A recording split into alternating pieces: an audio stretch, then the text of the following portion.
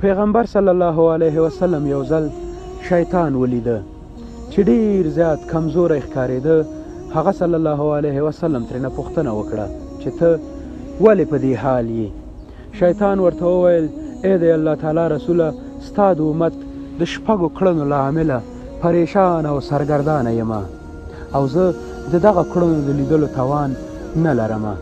دوی چې هر کله د یو بل سره ویني نو په مینه باندې یو بل ته سلام کوي او په محبت د یو بل څخه احوال پرسی یا پوښتنه کوي او د هر کار شروع کولو نه مخکې انشاءالله وایي او که چیرې ګناه ترېنه وشي نو دستي استغفار وایي او هر چیرې چې ستا نوم واوري دستي درود وایي او د هر کار شروع کولو نه مخکې بسم الله الرحمن الرحیم وایي. که چیرې غواړئ چې شیطان همیش داسې کمزوری ووینئ نو د خلکو سره نیکي او ښه چلند کوئ.